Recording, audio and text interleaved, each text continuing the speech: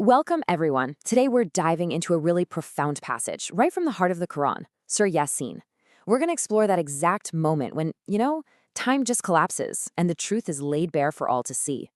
All of this is based on some wonderful material put together by Mir Ali Shah. So let's start this journey together. And as is our tradition, let's begin by grounding ourselves. We're seeking refuge in Allah from anything that might distract us, and starting in the name of God, the most gracious, the most merciful. It sets the perfect stage for what we're about to explore. And this, right here, this is really our key. What we're about to discuss isn't framed as some dry, complex theological debate. No, not at all. It's presented as a disclosure, a direct unveiling of what's real, what's left when everything else just falls away. So where are we headed with this? Well, we're going straight to the end of the line, the end of all postponement. You see, the verses right before this talk about warnings and signs and how people just kind of put them off. But here, that option is completely off the table.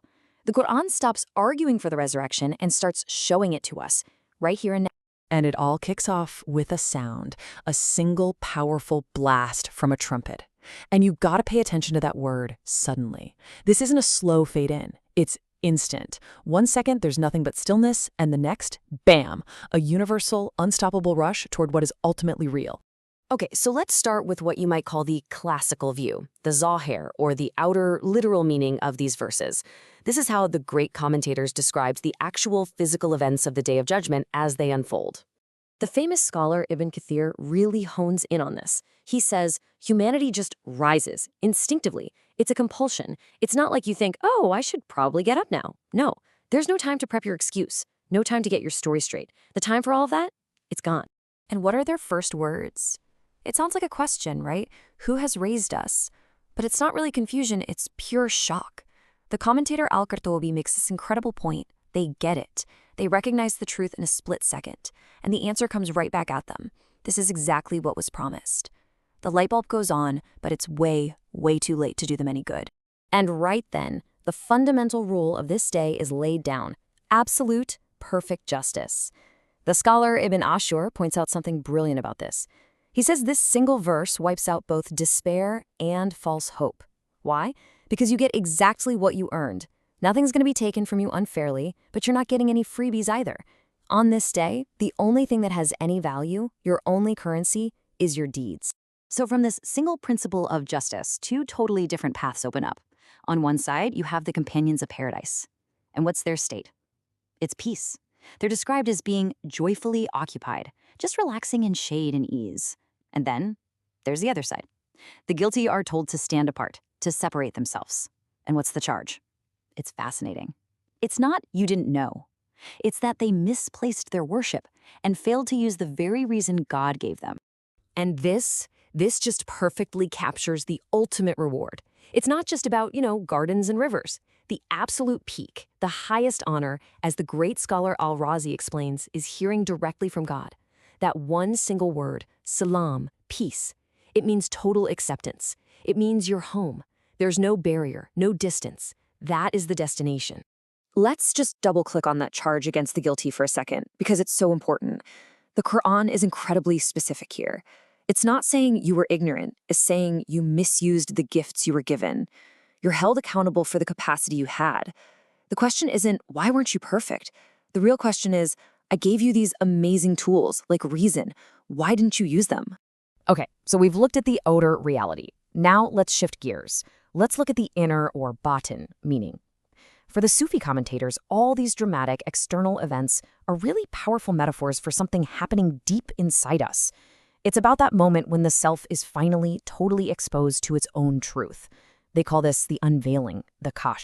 So in this inner reading, what's the trumpet? Well, the great mystic Ibn Arabi has this beautiful explanation. He says it's the collapse of all our inner noise. Imagine all those conflicting voices in your head just going silent. All the stories you tell yourself to feel better, they just dissolve.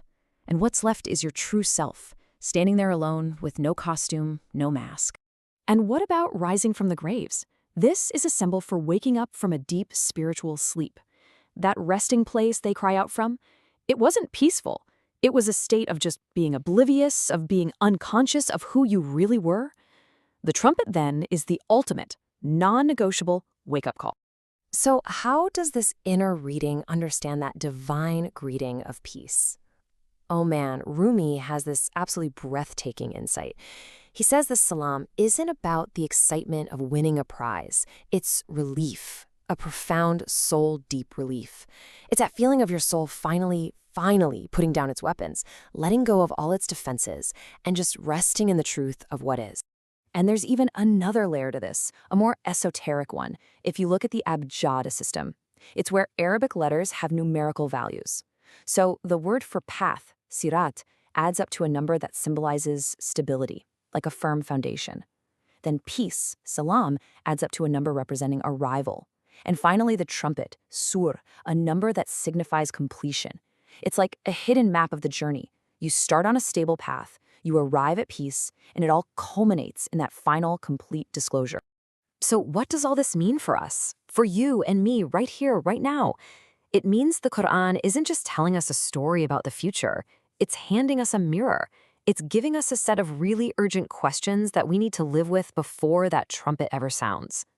Just take a second and really try to imagine it. That sudden rising. There's no time to fix anything, no time to rethink your intentions, no space to cook up an excuse for why you kept procrastinating. You're just there, completely exposed.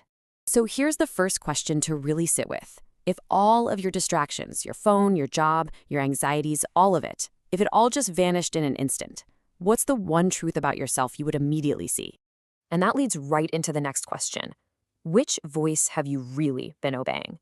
When you're truly honest with yourself, have you been listening to that call towards God, towards your better self? Or have you been following the nagging whispers of your own ego, your own fears, and your own desires? And lastly, this one might be the toughest. If that divine greeting, peace, was spoken to you right now, this very moment, would it feel familiar? Would it feel like coming home? Or would it feel strange, like something you don't recognize? Are you, in your daily life, creating the kind of inner peace that would recognize its true source? Let's hold on to those questions for a moment. And with that in our hearts, let's end our time together with a prayer, a shared supplication for the very awakening we've been talking about. O Lord of truth and unveiling, let us awaken before we are raised. Grant us peace before it is spoken to us. Free us from serving what enslaves us, and gather us among those who recognize you without fear. Amin. But, the unveiling isn't quite over. The story continues. In the very next part of this incredible surah, the testimony gets even more personal. It moves from the soul being exposed to the moment when our own bodies, our own limbs, start to speak the truth. But that's a reflection for another day.